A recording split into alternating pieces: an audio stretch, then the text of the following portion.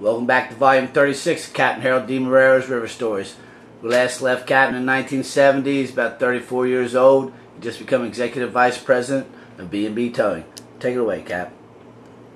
Well, like I say, this was a new experience for me, but something I felt like I could do, and because I had a lot of connections.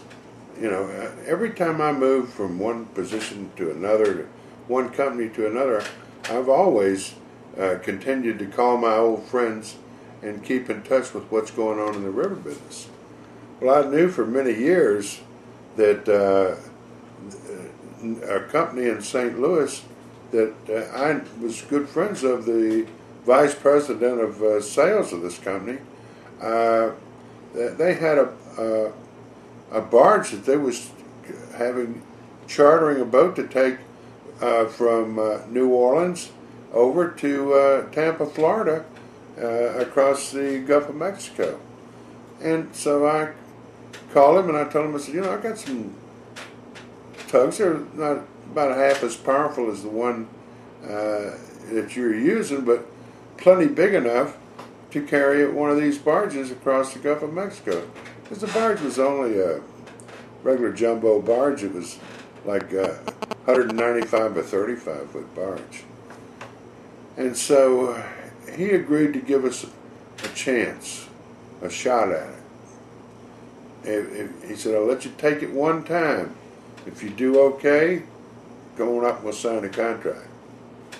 Well, this ended up happening, and we signed this contract with Nilo Barge Line to haul this commodity across the Gulf of Mexico.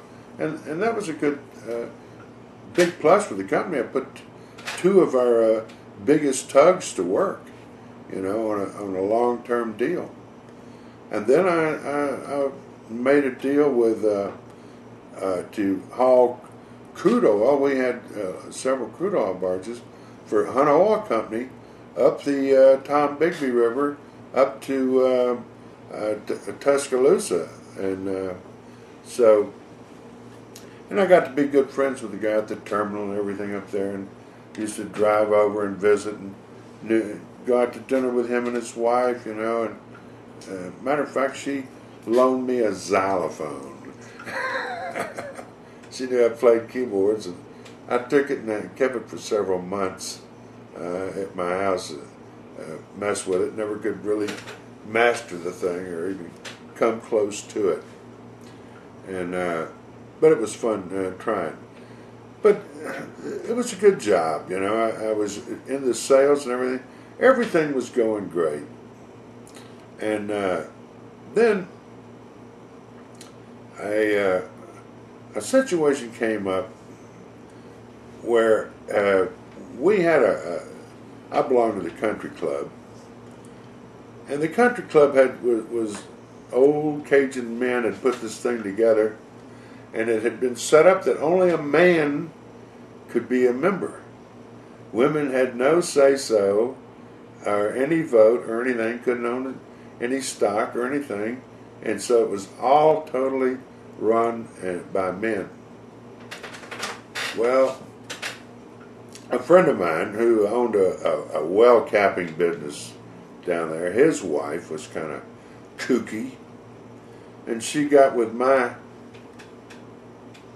kooky, crazy, whatever she was, wife, and they decided to come to the board of directors meeting, yearly meeting. And she walks in, and they meet her at the door and told her she wasn't allowed in there. And she wasn't taking no for an answer. She came on in. Her and her friend, they sit down. And I was just a member, you know. I wasn't on the board or anything like this. So they was up there telling the business and reading the minutes and all this. And my crazy wife jumps up and says, I want a swimming pool. We want a swimming pool put over here just for the wives. Da, da, da. We want tennis courts. We want this. And this guy says, Madam, you are out of order. You have no say-so at these meetings. If you want to send us a letter, we'll look at your recommendations, but you have no say-so at this meeting. Next thing you know, man, she's up on the stage with this guy, calling him SOBs and MFs and everything else. Was she inebriated? No, that's just the way she was. Nuts, you know. So she gets up there, and to make a long story short, within a couple of days, I was voted out of the country club.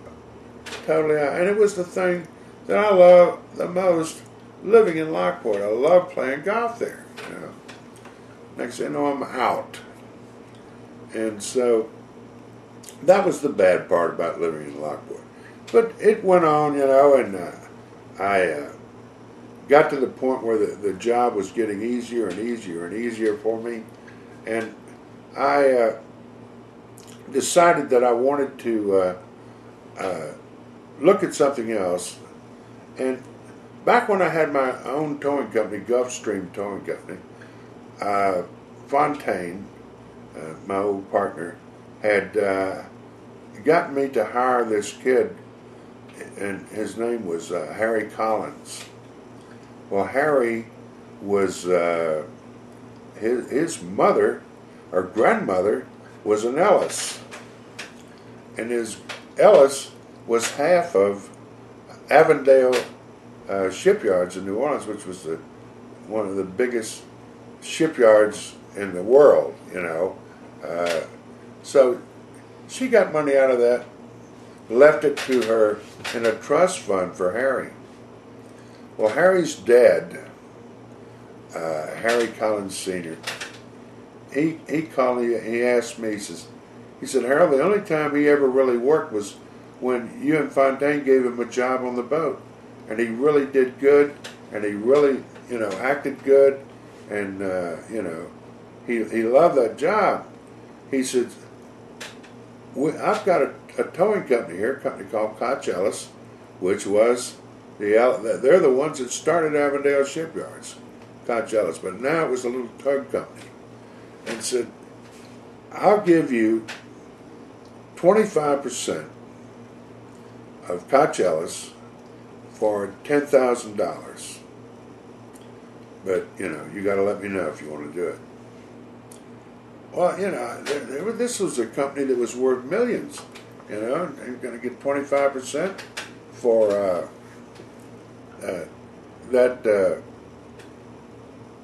for $10,000? Heck yeah. So I ended up deciding that I was going to leave B&B. And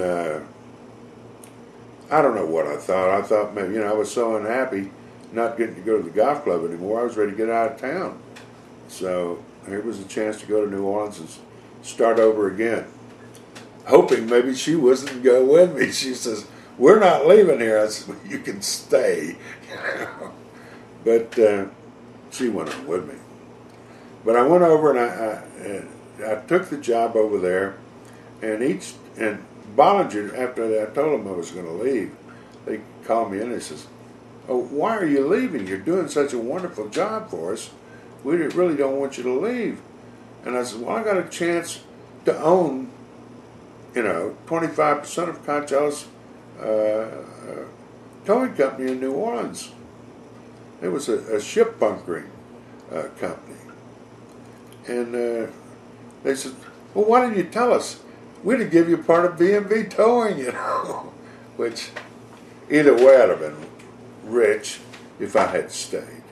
So, but I didn't. I went on to Koch Ellis, started off driving, you know. Okay, Cap, we're running out of time, buddy. We have to call it quits there, and hope everybody come back and watch some more of Captain Harold DeMarrero's River Stories.